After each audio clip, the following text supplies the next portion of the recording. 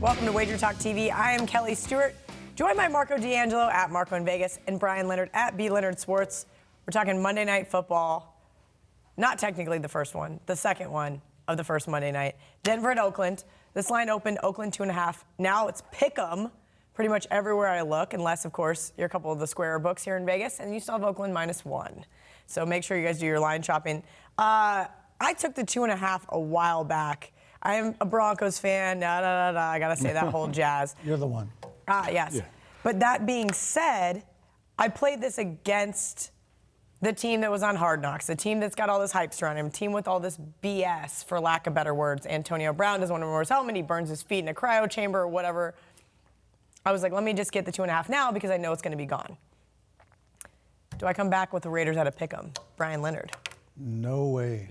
Okay. No, the reason the Raiders are still favored here is because we're getting the Oakland team next year. A lot of Raiders fans in town. I don't even expect it to go to pick'em, even though every wise guy I know is either bet Denver or plans to bet Denver.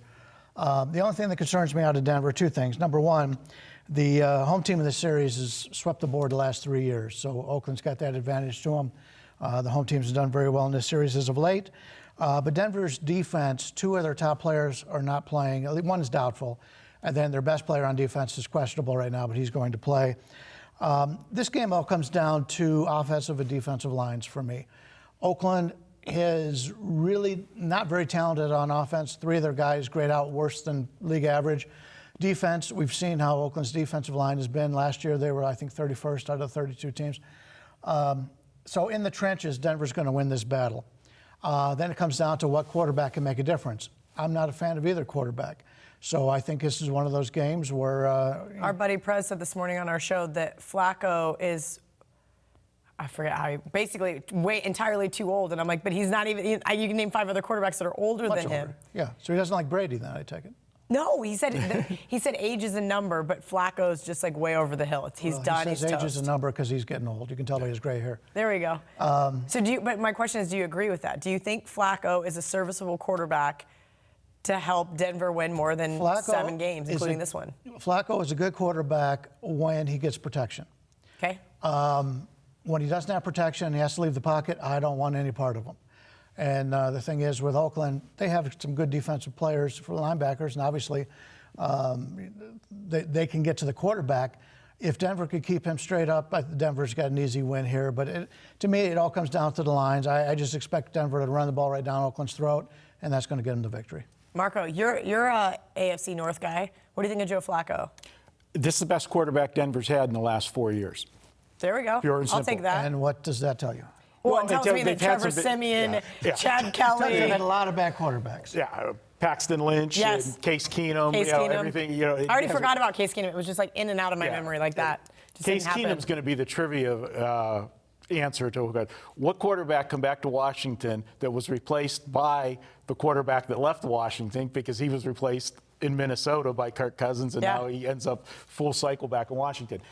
Kelly, if you remember, we did a video at Westgate earlier in the summer where I did a 2-team teaser back in December, and we jumped all over Denver at the 2.5 when it was out there, getting it up over the touchdown, and we teased that with Seattle because we felt that number would go up as well, which it has. So that was a good, we got the best of both numbers in that one early in the preseason, and now you look at the Raiders, and the public is coming Denver. They're smart. They see through the mirage that was out there for the preseason. Oakland went 3-1 in the preseason. But look at the teams they beat in the preseason. They played the Rams in the first week, which we know the Rams don't care one iota about preseason. They don't play any of the starters. And Gruden wants to win, and they're on Hard Knocks. So they wanted to look good for the cameras. Of course. The Raiders are looked better than they actually are. Now, in week 2, I was on them in the preseason for a play. They played Arizona. Arizona's breaking in a rookie quarterback. That team's in total disarray. They had a coach, fired after just 1 year. Then you've got a head coach that's got no goes from the college to the NFL to lead this team with Kyler Murray.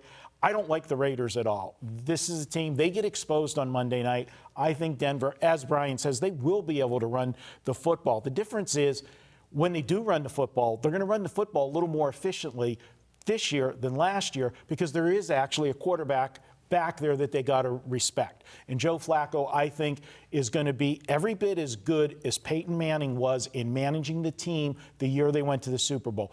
Peyton Manning didn't have an arm that year. No, he was done. Okay? That defense got him to Joe the Super Bowl. Flacco still has way more weapons. You know, I'm not saying the whole body of work that Flacco's better than Peyton Manning. Correct. But at this point of his career to the point of the career when Manning was there and took them to the Super Bowl, he's better off. I like Denver in this game. I'll be all over them on Monday night. All right, great stuff, guys. Every single Tuesday is $2 Tuesday. Get the hottest handicapper's best bet for just $2 at both WagerTalk.com and our sister site, SportsMemo.com.